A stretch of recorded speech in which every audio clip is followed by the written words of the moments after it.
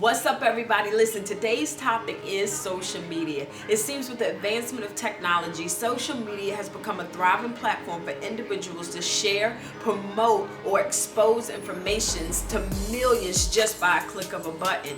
It even seems that it's highly addictive for the instant responses, whether likes, or comments, or followers. A lot of people use this platform in hopes that their cries will be heard, all because of a prompting question of what's on your mind. So recently I began to look at other individuals' profiles and examine for those individuals that are using this as a way to promote the gospel and to spread the love of Jesus Christ. And as I looked, I saw that different things on different topics and different posts that cause individuals to have conflict with each other. For one side being opposing to the individual post, and other sides glorifying or praising the individual or the post in itself. And I also saw a lot of glorifying or self-promotion take away from the attention of God. This platform being one that could convict and share and open the eyes of unbelievers and causing them to be drawn to Christ. Is this a platform that's used as a way to abuse or for self-gain, or is it truly being used for the power which it could be? In a lot of cases, we find ourselves facing idolatry. In a lot of senses, it's things that we're not even aware of. Now, when I looked at a lot of posts, it was saying, you did an awesome job. You blessed me. I'm so thankful for you. And it was almost as if the attention was being taken away from God, and it was being sense of glorifying that individual that was present at time.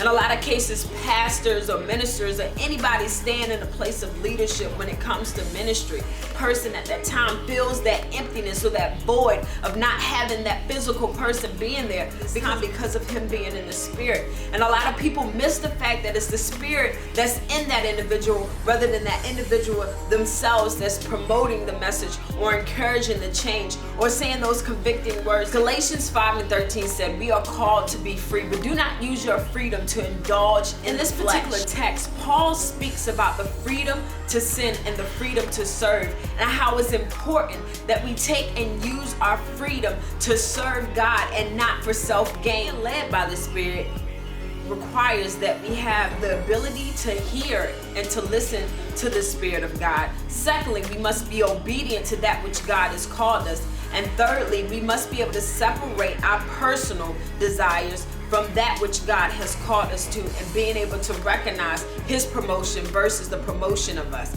It's important that we not put ourselves on a pedestal or allow other individuals to put us on a pedestal, because that's when we start to tamper with the idea of idolatry, self-idolatry, that it becomes consumed all about us and we remove God from the equation, or that people are so blinded by us that they don't see how God is working and they are missing the movement of God at that time. Now, this video is not one of judgment on someone else's decisions or basically bashing someone because of those that are glorifying or beginning to make them idols.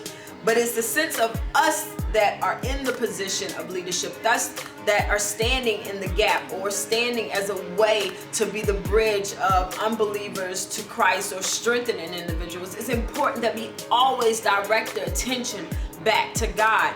At any moment that we see those things occurring, it's vitally important that we shut it down, whether it's reminding individuals that, hey, it's not me that's doing it, but to God be the glory for Him and the Spirit within me, that His grace has allowed me to be a vessel, rather than saying, thank you, or, thanks for the comment, or be sure to follow me. And it sounds like a lot of me. Always giving the attention to God. So like I said, this is not one to judge. And this thing was brought to my attention because I would start to look at the number of followers that I had or the number of likes, and not for self-glory, but I felt like my words weren't being effective, or that which God had given me at that time was not touching the hearts of people as I've seen other things touch the hearts. But God reminded me that this is not a way of justifying, this is not a way of equating your effectiveness through that which I have given you. Because first of all, you can't even begin to receive the glory or receive the acceptance of it that you're putting out, because it's me that's giving it to you. And secondly, it was important that I realized that, we become the gap fillers, because Christ does not have a social media page, and we have got to be the light in the darkness and not be driven by likes and acceptance of others. So he said, hey, yeah, you have this platform, but I'm not going to take and allow you to be used on this platform if you're going to think that your effectiveness is measured by likes or followers, and ignore the fact that on Judgment Day, I will be the one to say, hey, servant, well done, my good and faithful servant, rather than part from me, for I do not know you.